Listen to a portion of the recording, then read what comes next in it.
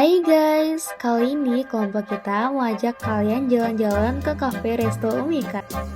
Dan serius, dari luar aja vibes estetiknya udah ngena banget. Masuk ke dalam, langsung disambut saung-saung kece yang bikin suasana cozy, adem, dan super kekinian. Tempatnya asri, musiknya santai, view-nya cakep, banyak spot foto estetik, cocok banget buat nongkrong, quality time, atau sekedar healing tipis-tipis. Soal makanan, fix nggak kaleng-kaleng. Pilihan menu makanan dan minumannya banyak, rasanya enak dan bikin nagih. Nah, biar makin lengkap, sekarang kita bakal dengerin langsung cerita dari ownernya. Yuk, gas simak wawancaranya.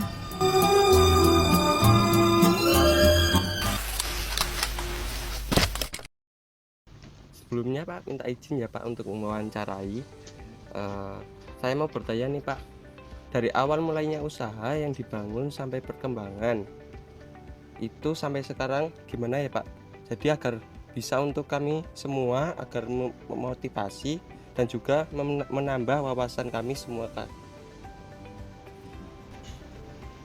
Awal mulanya ya, awal mulai ini kami berdiri sudah hampir 5 tahun. Jadi awal mulai itu kita tuh memang nggak minta modal dari orang tua.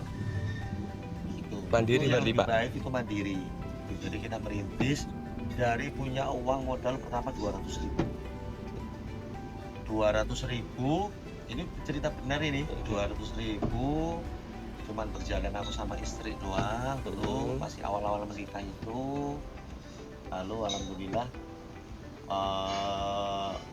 manajemennya yang paling penting sebenarnya, paling penting manajemennya, terus lurus, gak aneh-aneh, itu aja gak aneh-aneh. Akhirnya ya udah, artinya ada uang ditabung buat beli ini, buat beli gula, ada uang ditabung lagi buat beli kursi, ada uang ditabung lagi buat beli nambah modal lagi. Jadi bukan uang yang hasil jualannya digunakan untuk misalnya keperluan pribadi, misalnya untuk buat beli baju atau buat beli handphone atau buat beli motor segala macam. Itu nanti kita tahan diri untuk sampai beberapa tahun itu nggak banyak beli keperluan yang kira-kira nggak diperlukan, kira-kira begitu.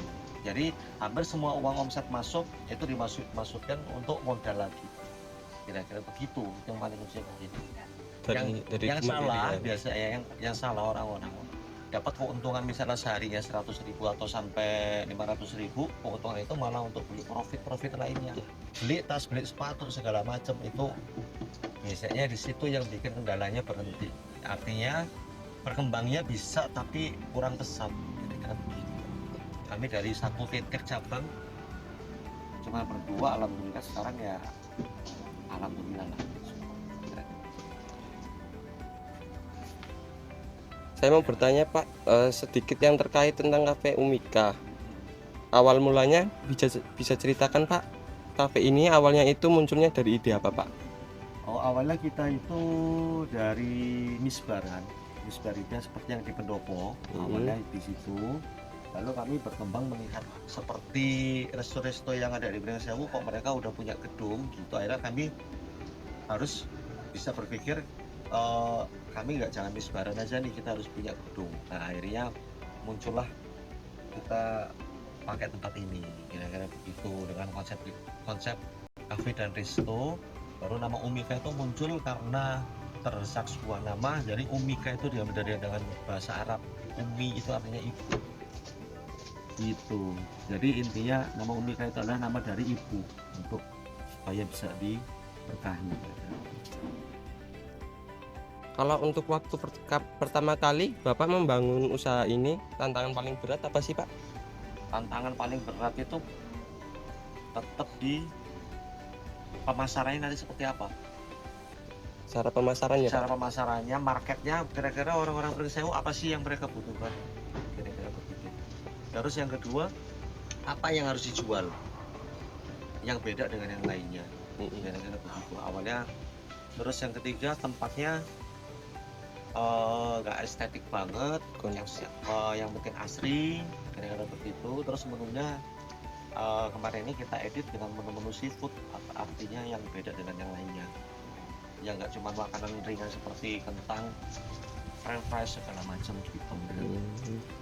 Kalau untuk proses perkembangan selama perjalanan dari awal berdiri sampai sekarang, perubahan apa saja sih Pak yang paling terasa dalam Cafe Umika ini? Untuk perubahan tempat sih, awalnya itu kita cuma tadinya di atas dulu, belum ada tempat belakang ini, Belum ada pembangunan nih ya Pak? belum ada pembangunan. Jadi awalnya cuma kursi itu cuma 5, Cuman 5. naik lagi di tahun itu bisa sampai kursinya sampai 50. Setelah ini udah berjalan 3 tahun ini, yang di sini udah yang buat saung, buat kursi, buat segala macam yang seperti ini. Itu artinya perkembangannya itu untuk view tempatnya dulu kira-kira. Untuk waktu buka Pak? Buka Waktu sampai bukanya tutup kita itu dari jam 11 siang dari jam 11 sampai siang. nanti jam 11 malam. Ada tidak sih Pak momen-momen yang bikin Bapak ini merasa usaha ini benar-benar sangat berkembang pesat? Ada, kalau di saat momen tertentu itu pasti ada. Biasanya itu di dalam mingguannya itu yang paling berbeda itu biasa di malam weekend, biasa di malam minggu. Malam Kalau untuk minggu. mingguannya, kalau untuk di tahunannya itu biasa di Ramadan. Kalau dalam 1 tahun biasanya itu ada 3 malam yang insya Allah semua kafe-kafe di seluruh Pringsewu ataupun di Lampung semua pasti merasakannya. Jadi ada 3 malam yang malam itu biasanya puncak ramainya itu nggak bisa dibendung. Jadi malam pertama itu di malam Idul Adha, malam Idul Fitri, sama malam Tahun Baru. Apa Bapak juga buat buka bersama Pak? Iya, buka Untuk bersama di hari juga, Ramadan? iya. Di hari Ramadan iya. Dan untuk manajemen produknya Pak, di sini promosi produknya seperti apa sih Pak kalau boleh tahu Kalau Pak? kita dikelola untuk manajemen produk sendiri, kita sendiri yang mengelola. Untuk media sosial juga mungkin kita minta bantuan dari selebgram Pringsewu. Kalau memang kami sendiri dari tim karyawan kami kurang begitu pintar main medsos sih, jadi bisa dikatakan sedikit gaptek. Jadi biasanya kami itu hanya media promosi minta dari bantuan selebgram yang ada di Pringsewu. Ada tidak sih Pak menu-menu yang paling best seller atau menu andalan untuk para pelanggan yang biasanya membeli di sini Pak? Yang kalau kita di saat ini masih bergerak di bidang seafood sih ya. Jadi Bidang seafood. rata-rata kalau yang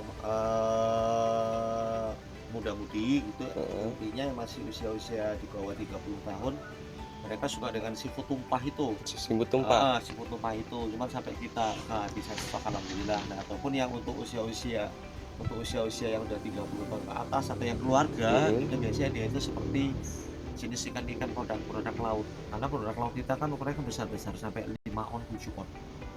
Itu impor apa gimana Kita Pak? ambilnya dari Kota Agung. Dari Kota Agung Ambil langsung. dari asli dari Kota Agung, dari nelayannya langsung. Jadi kita komunikasi dengan nelayannya, jadi dikirim dari sana ke sini gitu. Makanya itu terhambat bikin lama untuk proses penjualannya Pak. gitu.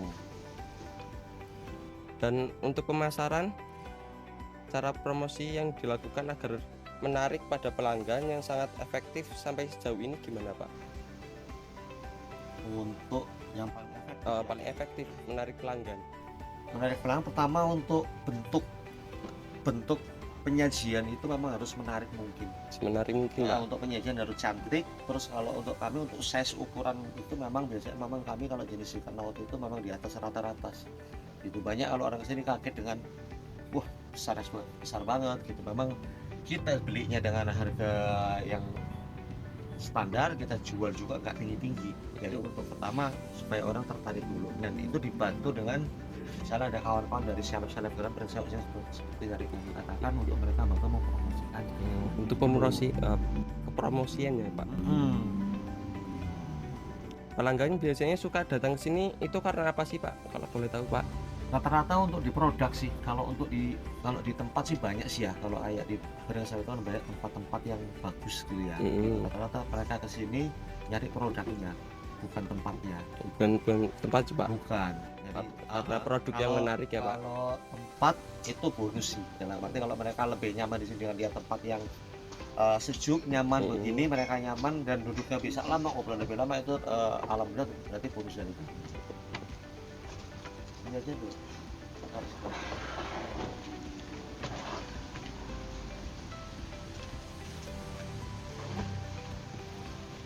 Harapan dan rancangan ke depannya, harapan Bapak ini buat KPU Mika ke depannya gimana Pak untuk kemajuannya? Harapan dan kedepannya ya, kedepannya pastinya setiap owner itu memiliki harapan yang besar gitu ya. Terus penjualan yang lebih baik. Lalu kalau di Brengseo ini, kalau menurut saya pribadi harus gimana caranya kita bisa bertahan gitu, Bertahan dan bisa berkembang dari Nggak cuma gemburan-gemburan bertahan, dari yang lain ya gemburan. Pak? Iya gitu. Kira-kira Bapak ada rancangan apa untuk pengembangan baru atau tambah menu Pak? Kayak yang saya tahu di Malioseu itu kan ada Umika juga Pak. Itu apa dari sini juga Pak? Apa Ya. cabang?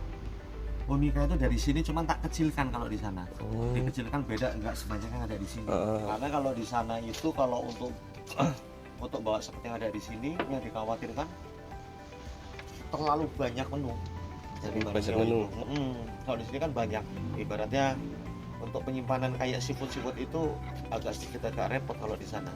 Jadi di sana itu bisa dikatakan kebanyakan hanya untuk makanan ringan dan hanya untuk orang santai aja sih di pinggir sawah. Gitu. Untuk nyantai ya Pak? Untuk santai. Kalau di sini orang menuju ke sini rata-rata untuk di produk.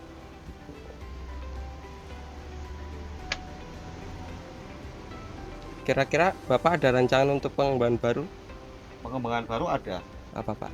Pengembangan baru untuk apa itu? Untuk menu atau tempat? Atau Untuk tempatnya Pak?